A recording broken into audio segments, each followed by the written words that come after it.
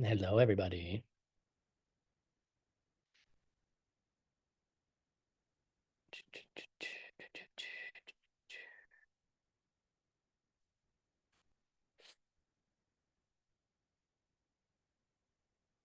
Good morning, good evening. Okay.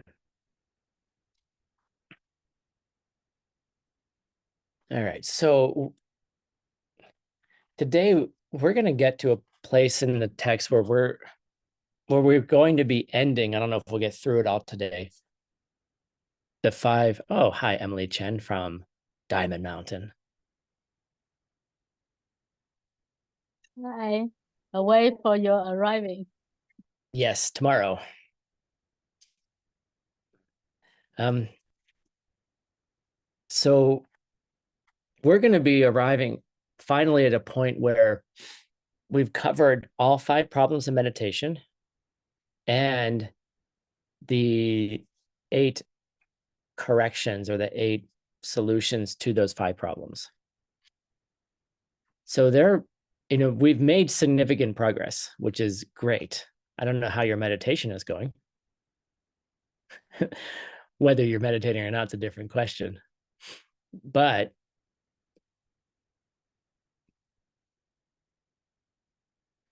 once we finish these five problems and eight solutions, we're then going to move into describing the levels of meditation, like the stages of meditation. Do I have let me see if I have something. Oh, look, I might have it. Oh, yes. Actually, I'll show you guys two things. So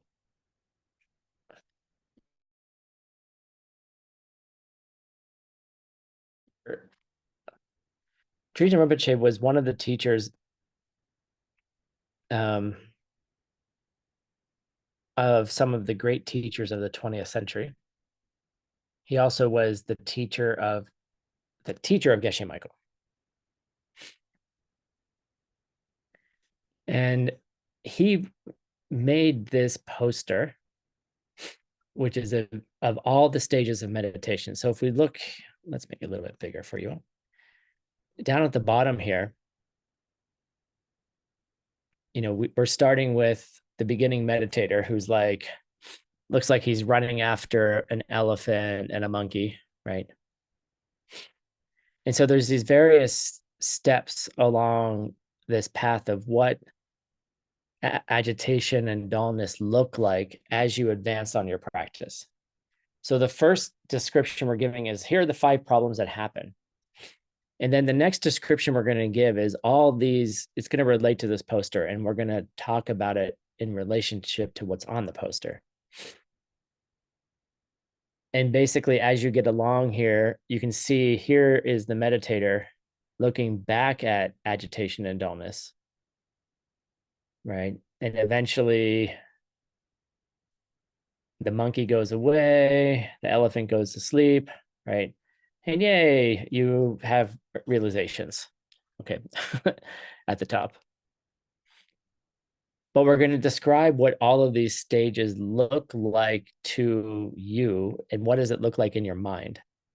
So you can recognize where you are. And once you recognize where you are, you then will be able to understand what practices you have to do when you have these particular levels of agitation and dullness, or subtle agitation and subtle dullness.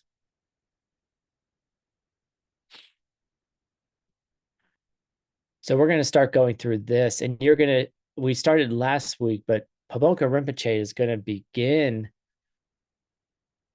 giving us like teasers of the levels of meditation. Like he made a reference to the levels of meditation last time. He's going to make a reference this time as well to get us into this understanding of here's one way to understand the problems.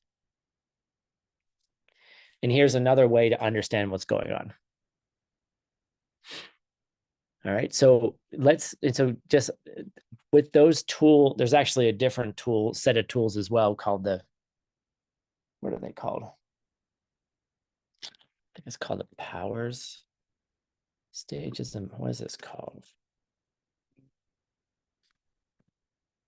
I have to look this up. Meditation chapter complete notes.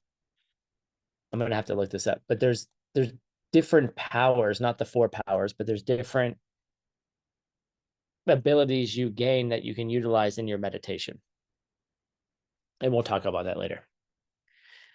Okay, so just showing you where we're going after all of this. So let's get started. Projection, yes, okay.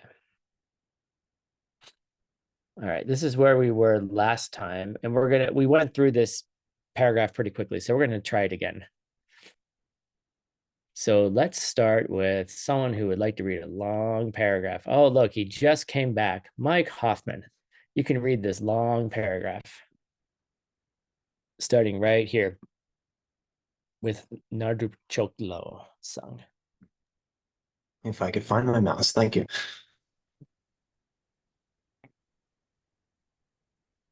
Nardu Choklo sung Namgyal gi Pangdam Sun Torbui Jaklon Selwana Deng Sang Nime Durang Gyun Dulwe Duyin gi Shen Gyun Dulwe Dumin Shepe Samsu Shumne Nangma Tupar Chutsam Shakpe Chi Nyen Dang Yang Nyen Kyang Tsik Tsam De Kar Jongwe Nangma Tupe Rab Shinyan. Nice, nice. So I just want to give you all where we were. We're talking about, we were in a discussion of agitation and all the things that you do to help you get out of having a busy mind. And basically saying that if you keep trying too hard, it's just going to make you more and more tired. So you have to experience these things in meditation. You have to do the meditations and see what happens when you do things. And then you go, oh, that's why the text said that. I remember I was meditating, I was in a retreat, and the text said, don't focus above your heart. Don't focus on this part of the body. Always bring the meditations lower. And I was like, I wonder why they say that. So I was like, okay, I'll go ahead and do it. And so I tried bringing the meditation up to my throat area. And then I was like, all of a sudden, like all this prana rushed into my head. And I was like, oh, that's why that's why they say don't do it. So it wasn't enough for Tim just to be like, oh, they told me not to do it, so I shouldn't do it. I had to experience it myself, which is kind of like an irritating child, right? This is what it's like when you have students, everyone. Just get ready, right? They're like misbehaving toddlers. They won't do what you say, but they'll understand what you were telling them like 10 years later. And I'm a student too, so I'm allowed to say it because I'm the same type of person. I'm like, don't tell me I can't do that. And then I went ahead and did it, and then I learned why. I was like, oh, that's why they said don't do that. Now there are certain meditations where you can focus above your heart, but the kind of meditations I was doing can cause tremendous amounts of wind prana disorders. Then I figured out what the hell they were talking about. And I was like, oh. And so I stopped my meditation right away. And I was like, all right, I went too far, and I did all the things that you get taught in the retreat course in the Diamond Way. And I was able to bring it back down. But I was like, oh, okay. And so this is what Pabonka is telling us, right? If you're not going to be able to know what the heck he's talking about until you do it. Right. And he's basically telling us, look, if you're not able to get your mind to settle down and you try too hard, you're just going to get tired. Right? If you're trying too hard, and then you're just going to mess up your whole system. And then you're going to get lung, and then you're going to have crazy pranic experiences, and then you won't be able to sleep. Right? And then you'll be like, oh, Pabonka Rinpoche said, I'm trying too hard. Maybe I should stop trying so hard. And then you stop trying so hard, and then you feel better. And then you're like, oh, that's what the hell he was talking about. I'm sorry. I'm equally like a child that way. Like you don't listen to your parents. How many of you actually listen to your parents? You only listen to your parents after you're like, oh, maybe there was you do the stupid thing, and then you're like, oh, that's what they were talking about. Right? So learn all the stupid things and then go do the stupid things, and then you'll know what was talked about. All right. Just be careful. And don't worry about it so much. Have fun. All right. So where the heck were we? Meditation chapter, projection. All right. So we're on this section here.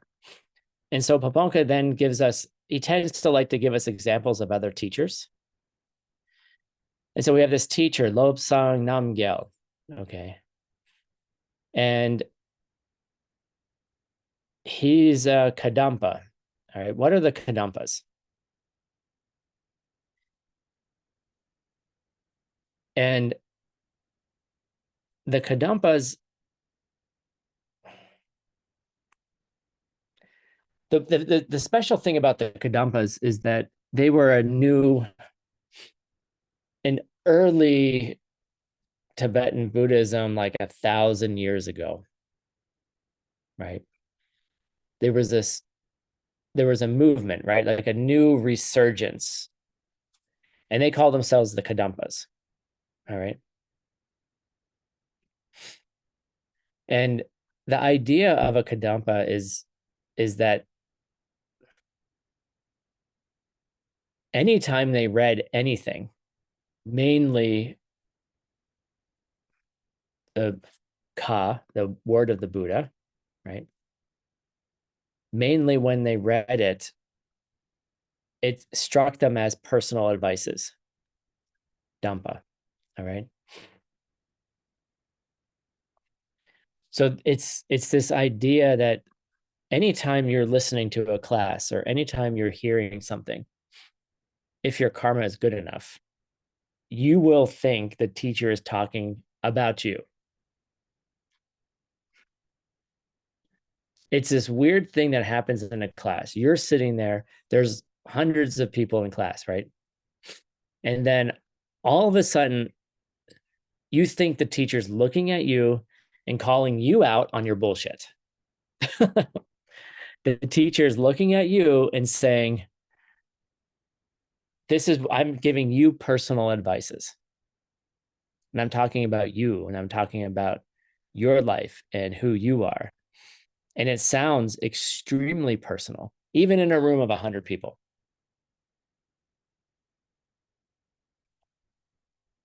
And the weird thing is those 100 people are having the same exact experience. You know, if they all have the same kind of good karma. It'll sound like the teacher was talking directly to you. And they'll say, well, no, he was talking to me. And then you have a Buddhist fight. Well, no, he couldn't have been talking to both of us. Yes. Because who's creating the karma for that, right? But it's this special thing, especially in Lam Rim, when you hear something and it resonates in your heart as though it was personally designed for you. And that comes from, it's a particular kind of karma. It's a particular kind of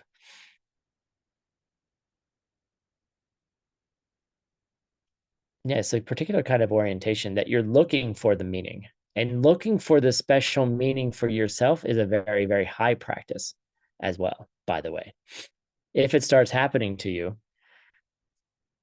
you should rejoice that it is happening, but also look for what is the message for me right now? Why do I have to hear this right now? Yes, and Buddha does teach, can teach everyone simultaneously. And it's a particularly cool karma to be able to hear a teacher teaching you in a room of 100 people. My teacher has the capacity to make it look like he's looking at everyone at the same time. I look at him and I'm like, he's looking into my soul, and everyone's like, he was looking into my soul. Two people on the different sides of the room.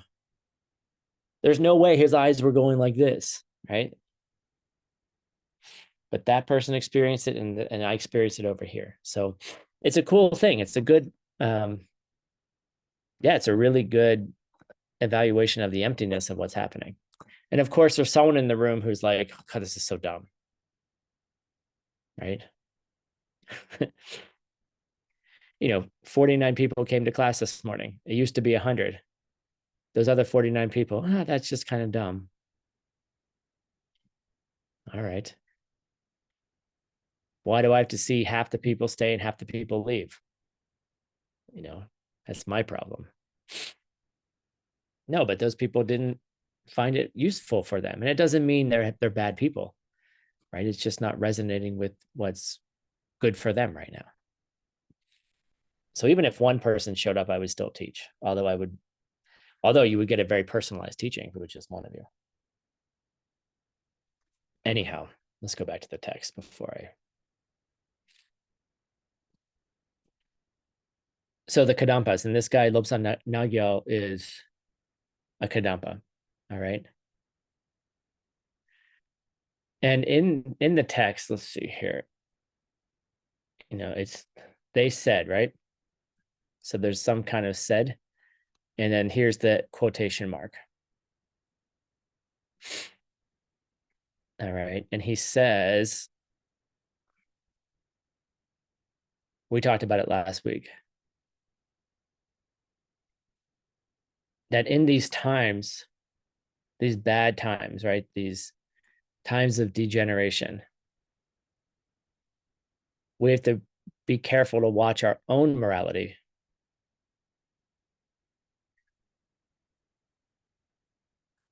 versus the morality of others. Okay. So what he's basically saying is, which doesn't seem to have much to do with the discussion on agitation. We were just talking about, if you can't get your mind to calm down and you do all the things, all the antidotes, like what were some of them? Loosen up on the object a little bit. Then it was, what was next? I can't remember all of them, but it's loosen up a little bit. Then it's like, think of sad things, right? Bring things your mind out. If you can't do that, like all the way up to just stop the meditation, or all the way up to, you got to do something to get rid of all your excess energy. Don't be so joyful, right? Don't get so excited. And if all those things don't work, don't keep trying, right? Then all of a sudden he comes up here and says, well, it's actually quite a sad thing. In these degenerate times, we have to be careful to watch our own morality and not the morality of others.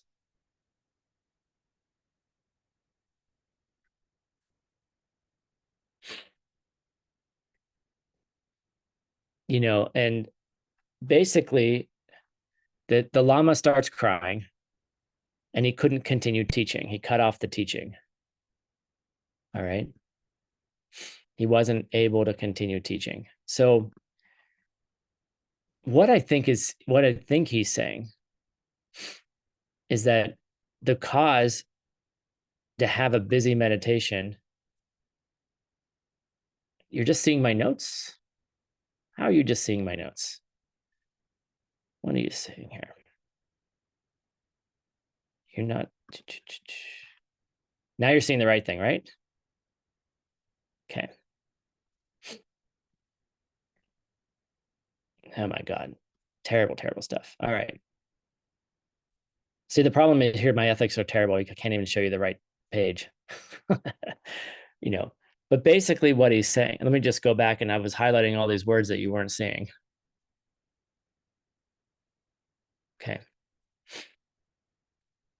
Now you can see the Tibetan, right? Good. All right. So he cut off the teaching, right? The morality of others and your own morality. Okay. And so he wasn't able to continue teaching. And so all of these things, whether or not they work, have nothing to do with whether you splash water on your face, or if you loosen up on the object, or if you, I don't know, think about depressing things. None of those things work. Right? None of those things work. Why do none of those things work? Because if you're not focused on your own morality and taking care of other people, those things have no bearing on your capacity to fix the meditation.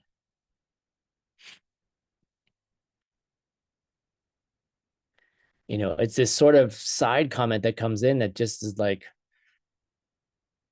he's basically saying, sure, go ahead, learn Pabonka Rinpoche, learn all about the 5 problems and the 8 solutions. Good job. And then you try to do all of them and they don't work. And they don't work because you don't have the karma to make them work. You have the karma to hear about them, right? So maybe there's some good karma there.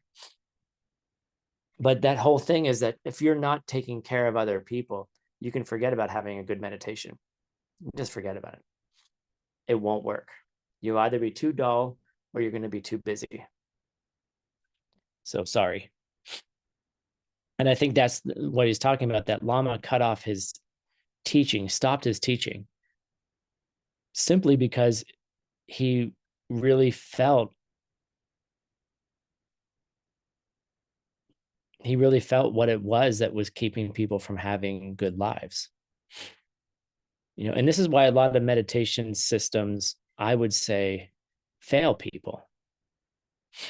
Like a lot of the mindfulness movement or all these other meditations that people do, and they promise good successes. The reason some people get successes in them is because they have had good morality, good ethics beforehand. And if you're not teaching that when you're teaching the meditations, you're failing the student. Like you're letting them down. And that's why a lot of these meditation centers start and stop, because they don't, over time, they're not teaching enough for people to sustain the good aspects of meditation. Do you think meditating an hour a day is going to give you good meditation? Oh, Tim, but you told me I need to meditate an hour a day to see emptiness directly. Yes.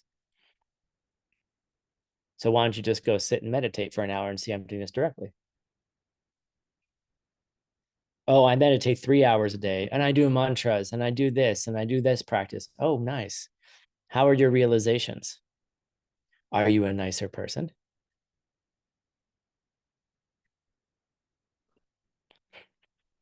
If you're not a nicer person, I don't care how many hours a day you meditate. And that's the thing. Like, and Pabonka is going to give us some. And it's not that these advices aren't important advices. They work, but they only work if you have the karma for it to work. So, and that's why that Lama got all upset.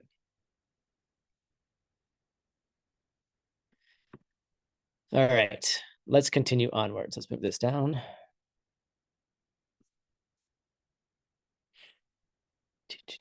Hope that was inspirational. How about Christian? Can you read the next line, please? Thank you.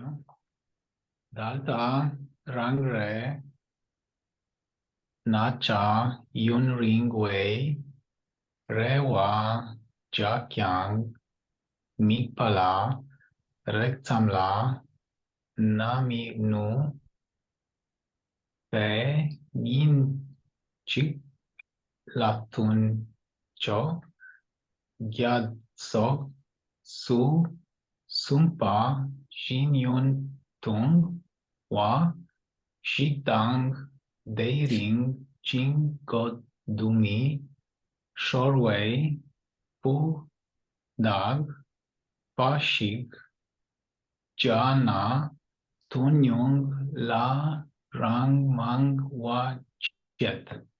Okay, good job. All right. So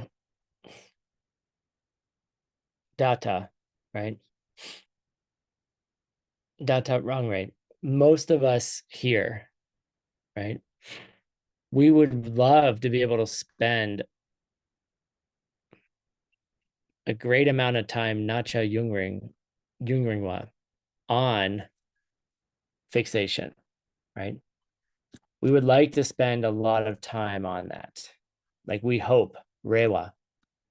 We make lots of hopes. We really would love to be able to spend a lot of time on fixation. That's what we would want.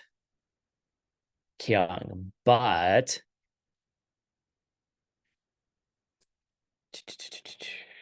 forget what that word means. Oh yes.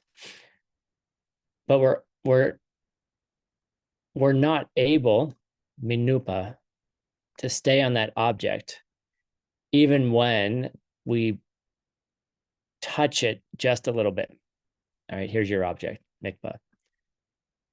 So the thing is like we want to have mixed fixation. We have a feeling about it. We have a good feeling about it. And we want that. But the reality is we're not able to do it. Minupa.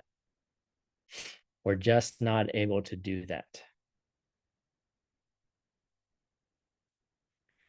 So what is the strategy?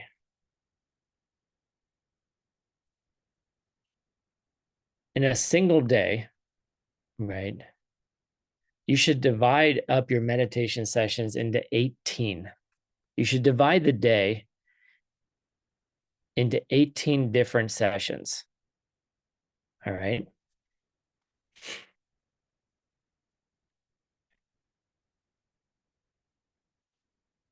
And you should keep those meditations tongwa, short. A short time. You should, so basically what he's saying is break the meditations up in, break your day up into 18 sessions and then do a short session. What's 18 times 5 minutes? How many minutes is that a day? That's an hour and a half of meditation.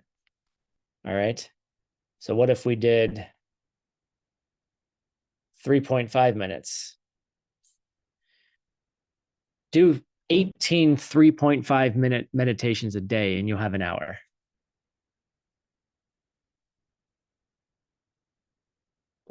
But why is he saying that? Like, what is he saying? He's basically saying, try to keep your meditation of the highest quality without it slipping into Jingwa and Gupa. All right.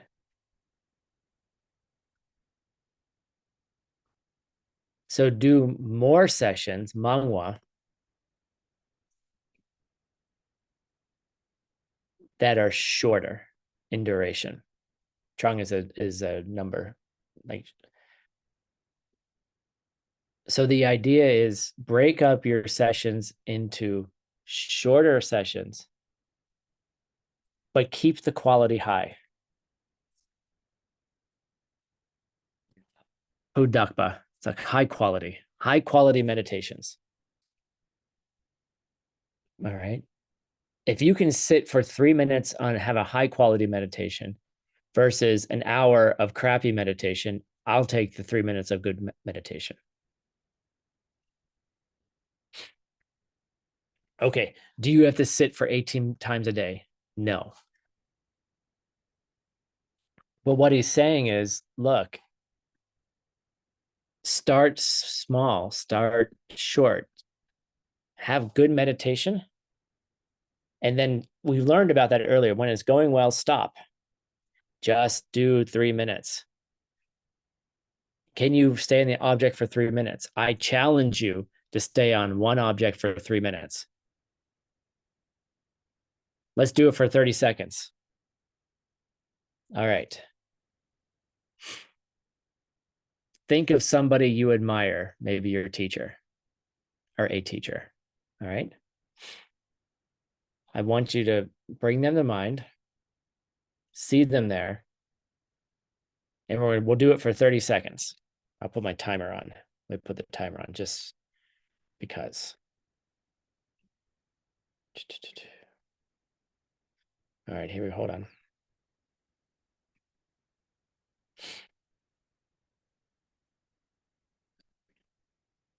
We went 30 seconds, right?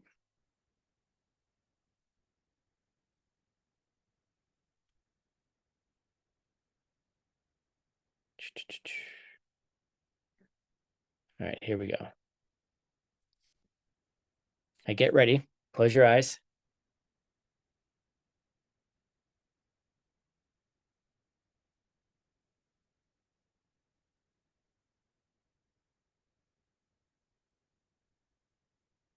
"30 seconds, think of your teacher."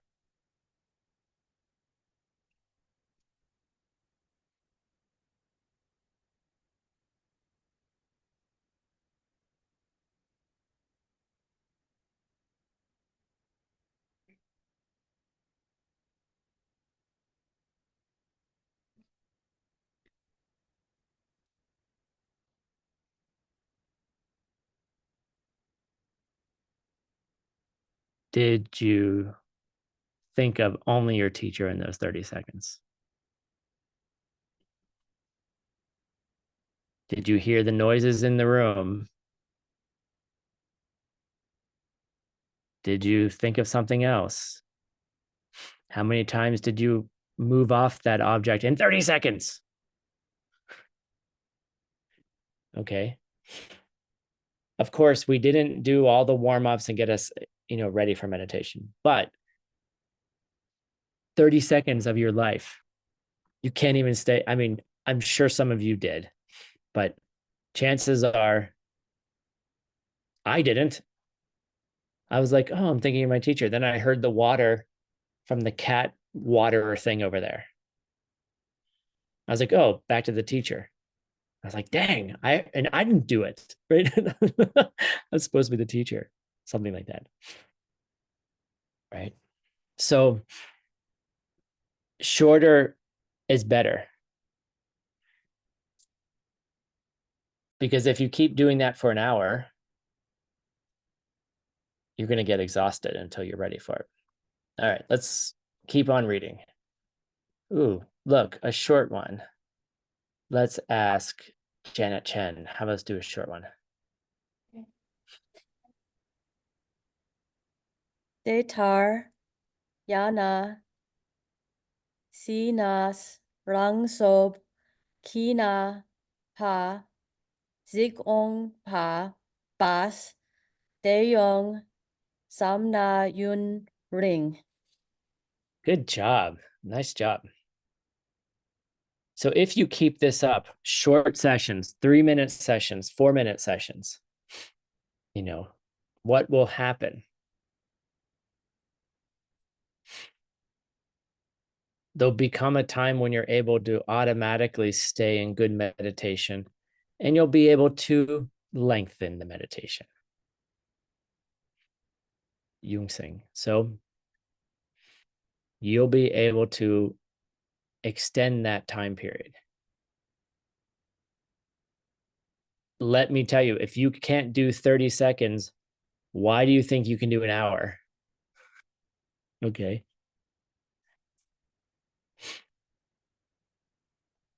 So follow his advices. One of the things that my meditation teacher says is don't do more than 10 minutes, and then go the next week to 11 minutes and to 12 minutes. Just slowly increase it. You'll get more value. Okay, you go to the gym for an hour and you destroy your body. Or like, okay, so I can't do 10 pull-ups in a row, right? I can't do 10 of these, right? After four, I'm like, like I used to be able to do a lot more. This, this body ain't like what it used to be, right? But if I went to the pull-up bar 10 times a day and did one each time, I could do 10 no problem. If I can do one good pull-up once an hour, I'm going to gain more strength than if I do four and then fall over. Right? So then I do one 10 times a day. And then eventually I'll be able to do two 10 times a day. You see? So it's the same thing with your mind. Your mind is that the muscle of the mind is nasty. Like it wants to go to another object super quickly. I just proved it to you. No one admitted to being on the object for 30 seconds. I didn't see it in the chat. No one celebrated. No one raised their hand. Half of you don't have your cameras on anyway. But you see, so just start slow. 15 seconds of being on the object and then getting up out of your meditation practice is more effective than sitting there for an hour, not on the object. I'm glad your butt sat on that cushion for an hour. Good job. But how good was the meditation? All right. Here we are. We're at the fifth problem. Yay. Let's see here. Ludmila, let's do 162. Napa Nkapa Chin Napa. Koni This is na, just like N. Na Yeah.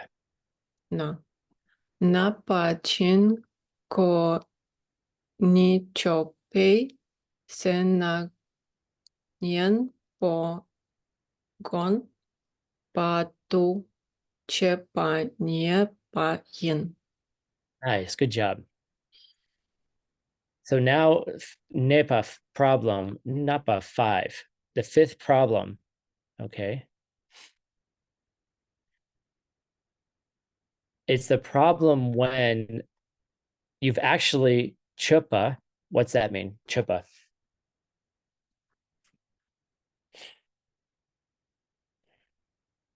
It's when you've cut off the two Jingwa and Gupa. All right. So the fifth problem is, first, you've ended agitation and dullness. Okay. At the moment when you've ended that, the problem is, at this point, the problem is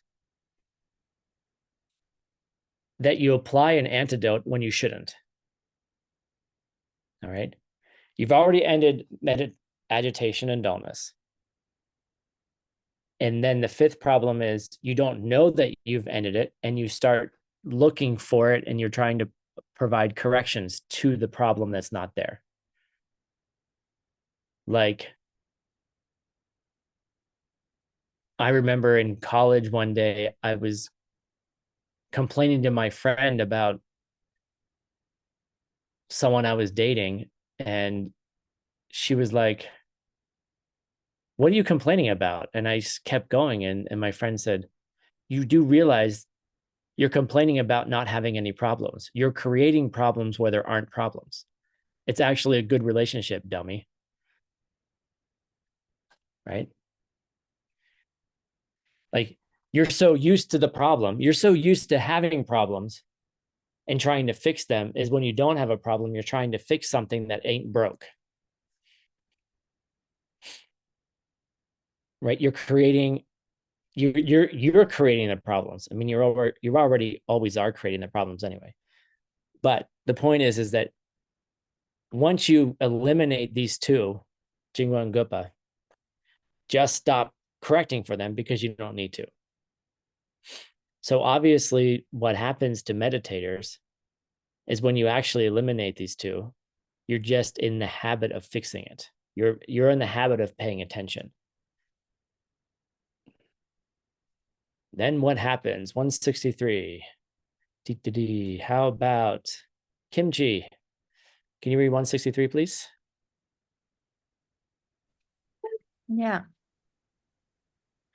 Hey, Nyempa, Duce, Geki, Gepa, Dumiche, Pedan, Nyunten Goethe. Nice. Thank you. Good job. Good job.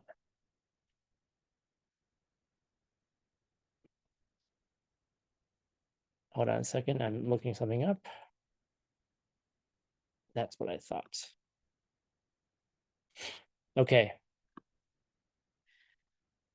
So from that point, we are now in the eighth of the eighth solutions. Okay. Geiki Gepa, the eighth of the eighth. All right. And basically, the solution to the eighth problem, excuse me, the solution to the fifth problem, which is the eighth solution, is don't do anything. And that's what he says. Do michepa. Don't do anything. And you must then remain in that equal balance meditation. We would all love to be here. Okay, we would love to be here. I would love to have this problem. Oh, now you don't have to do anything because you automatically go into meditation. You go into balanced meditation on your own. You don't have to make any adjustments. All right, 164. How about all you people hiding? Anna, you haven't read yet. She knew I was going to call her. Look at that. 164, please. 164. Can you hear me? Yeah. Yep, we can hear you just Yeah, fine. Yep. because I have different devices. So, Taeyan, Chingo, Chin Chet, Pani, Sam Ne, Che, Chet, Paiwa, Tu Mela, Te Ce, Chingo, Shine, Kyan Ta, Tun Te,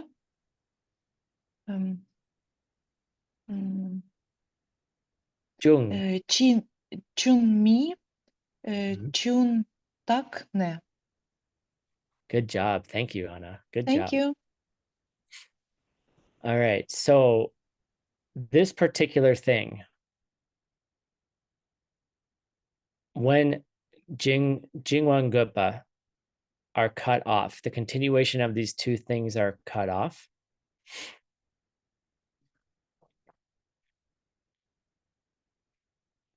This doesn't happen until you reach the eighth level of meditation. So here's Pabonka Rinpoche saying, oh, by the way, this is something that happens at level 8. How many levels are there? There's 9 plus 1. There's 10 maybe. Classically, there's 9 levels. So that chart that I showed you, right? This chart that I showed you. I have lost my screen. Here we are. So the chart I showed you, 8th level is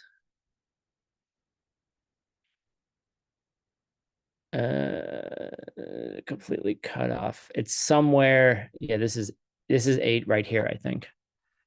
Let's see if we can.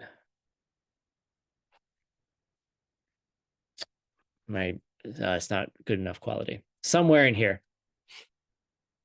So look, you're all this is like this is you starting today. Help, right? Look, he's like, help me. This is sort of you. This was all of us today. Thinking about our teacher for 30 seconds. It actually was only 20. Okay, just to make you feel even worse about yourself. Right? You got to go through all of this until you reach somewhere in here where you can just get into meditation. All right. Sorry. So when you reach the 5th, I think it's where the elephant is asleep. Actually, let me just. Now I'm curious.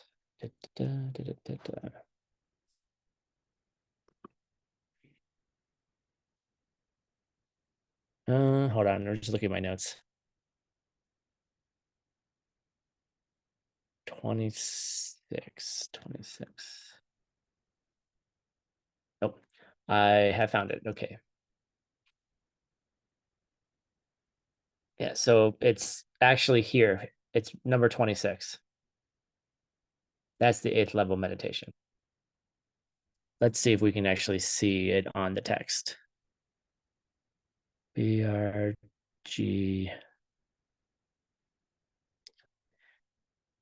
It's so difficult to see in the Tibetan. Anyway, it's here, 26.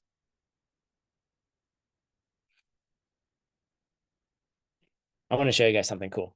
I find you can take a little walk. So someone gave me this painting a long time ago, or about 2 years ago. Oh, wait, hold on. Let me turn off the fuzziness. Right. They gave me this painting. Right. And it's a Mongolian painter who reinterpreted Trijang Rinpoche's stages of meditation. It hangs in my house. It reminds me every day of how bad my meditation is. But it's a really cool painting, and whomever gave it to me I'm really grateful for it. It just showed up one day at the office and someone sent it to me, which is really nice. So if you are the secret purchaser, giver of that, I thank you. But learning that picture, learning that all the different stages can help you really identify where you are today, because where you are in your meditation will give you a very clear idea of what you have to do to solve the problems. Okay. And so if you're not even at level 1, right, which is actually meditating, right, kind of exaggerating, but if you're not able to stay in the object for a certain amount of time, you know exactly where you are and what things you have to do to advance upwards. Anyhow, let's continue on.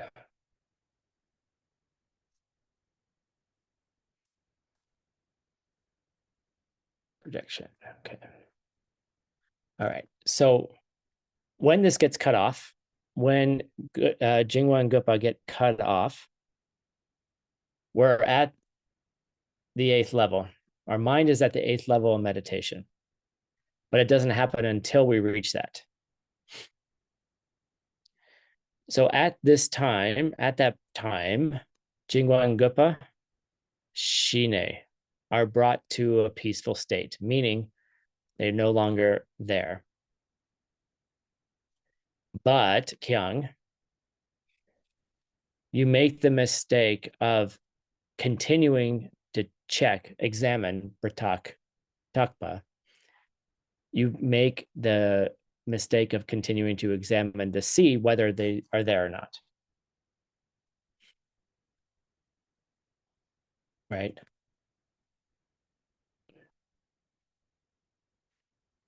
You check to see whether Jung or Mi Jung. You're examining whether or not they are there. So you make that mistake. All right, 165. Let's see. Who would like to read here? How about Marina? Oh, I think Hulk, that Lone Hulk. Yeah. one write Hulk in want, chat. Oh, we got two Marinas. We're fighting. not. Someone want and wrote in chat what want to read. One Hulk. I'll choose the next one. I want Marina to read this one.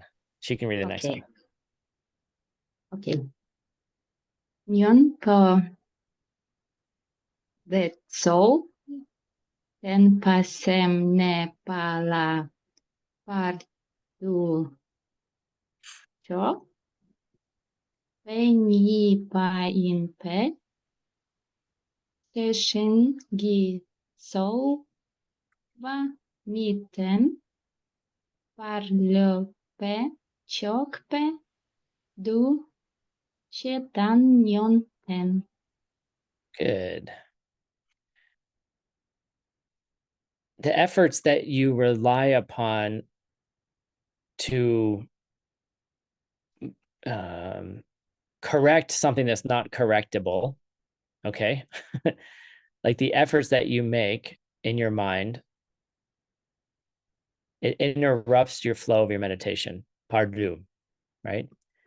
Pardu chopa. It interrupts, it cuts in between. This is a problem. It cuts in between the flow of your meditation. All right. So you need to not do it. All right. You basically have to leave your sheshin behind. At this point, this watchfulness side of your mind, the one that's looking for both sides of the, looking for dullness, looking for agitation, detecting when your mind is about to fall off or detecting when your mind is getting sleepy. Sheshin you have to put Sheshin to rest. You have to say, hey, look, dude, you don't have to do your job anymore. You've been furloughed, you've been laid off. I'm giving you a very nice severance package. You no longer need to do your job. All right. So that you can just stay in that space of equal meditation. Right. I have to look up another word again. Sorry.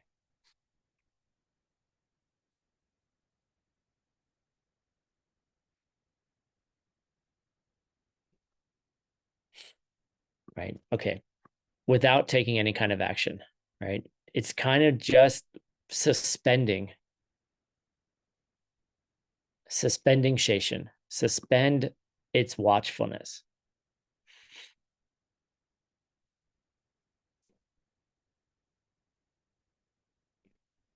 Now, one thing I want to say here is that, and we're going to talk about it once we get into all those 9 steps, is that you may go and find a meditation where you are jumping between levels, where you might say, oh, look, I'm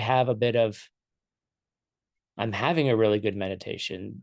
There is no agitation, or there's very little dullness. Then all of a sudden something shifts and you're like, and it's like you fall down, right? And then you might go back up again and then you'll fall down. So the idea really is to, once you know what all of those stages are, you're going to be able to say, okay, this is where I am. Now, once you get to a place where you don't need Sheshin anymore, will you stay there every single time? How about, the answer to that question is, how about when a person sees emptiness directly for the first time? How long do they stay in the experience of emptiness? Roughly. What have you heard? If you haven't seen emptiness yourself. Right, about 20 minutes. And then spontaneously you come out of that meditation. Are you still at level 9, 10 at that point? Right, you go back down. So really the main point is that you have to begin to recognize when your mind is in various states and then what to do or not to do. So if you're having balanced meditation and you don't have agitation and dullness, and you check, that checking is actually kind of a form of agitation, I would say. Possibly. Right? But then you just have to know not to do something. And do you have to check to know not to do something? I don't know. You have to figure it out yourself. If checking requires you to know whether you're in the balanced meditation or not, are you in balanced meditation?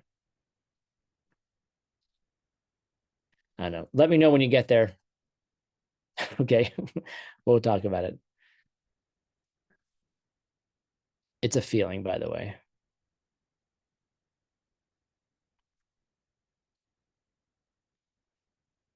Okay.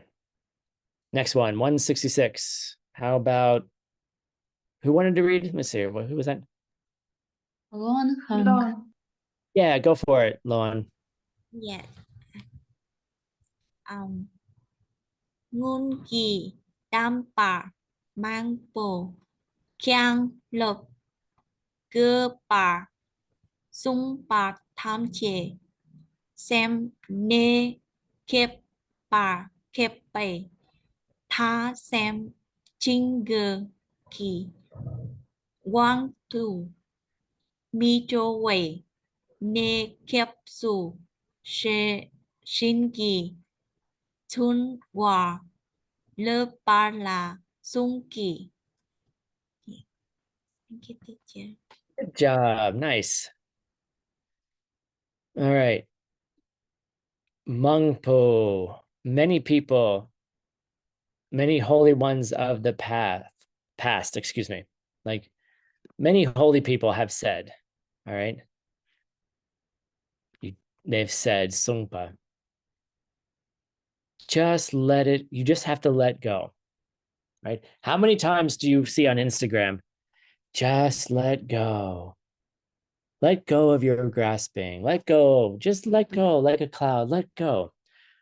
Okay. Babonka Rinpoche is telling us what they really mean. All right. And what they really mean is, hold on. Is that what that means? Hold on. Okay, got it. Okay. When you're at the border, the edge, okay, of the 8th level, all right, the 8th level meditation, when you're at that edge,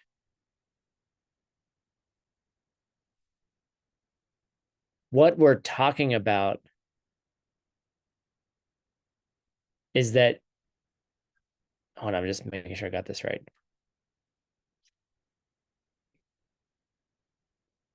It's about learning to stop your sheshin, all right, to cut off the efforts, all right, by just let it go. What those sages of the past meant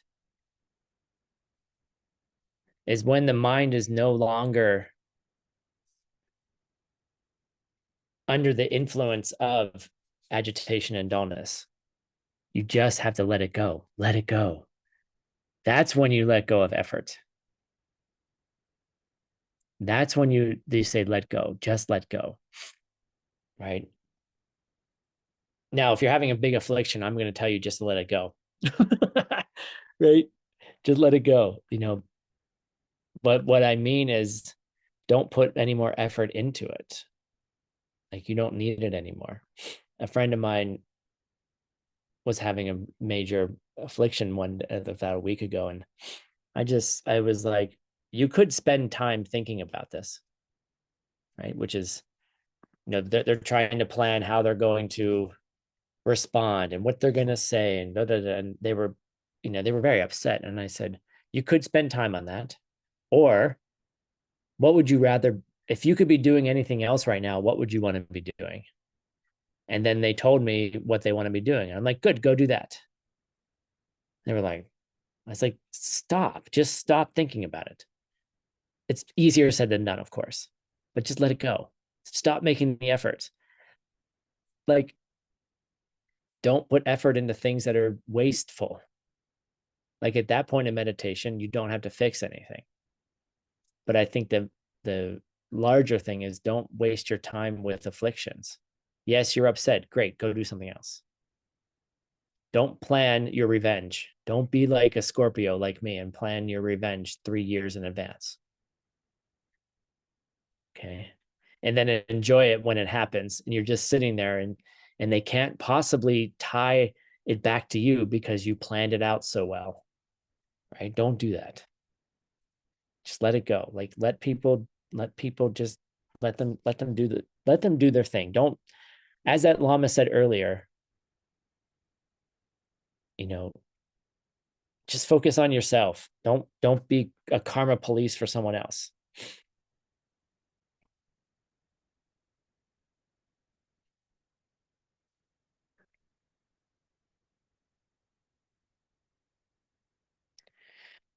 Someone just asked me if you can get the Tibetan, and it should be on the platform. But if it's not, I will send it. I can just send it right now. Stop. What's today's date?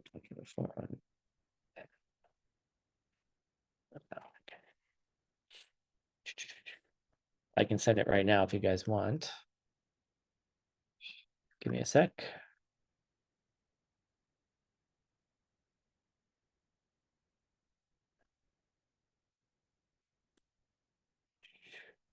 If you would like.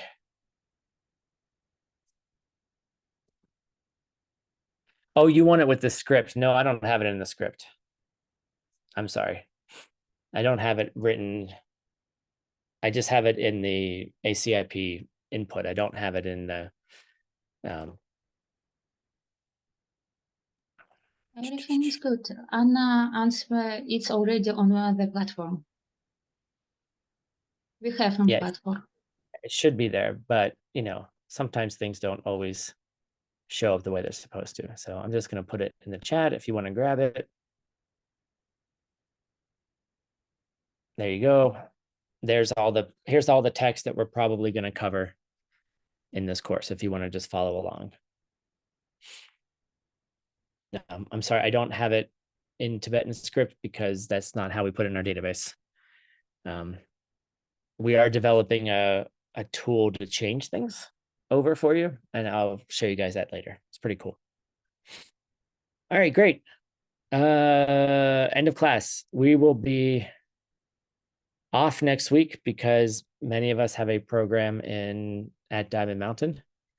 So hopefully we'll see you there. But I'm not going to be teaching next week. So you can come to class if you want to talk to each other, but I will not be here. So we'll be back in 2 weeks. So thanks for joining. And yeah, say goodbye to each other and see you soon.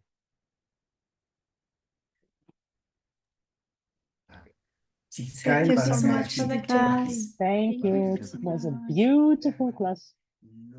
Thank you so much, teacher Tim, for the class. Thank you so much. Thank you. Bye. Teacher. Bye. Bye bye. Safe drive to Diamond Mountain. I'll do my best. Don't kill too much bags. Thank you, Ivor. Ciao, everybody. Please stay, Tim. Ciao.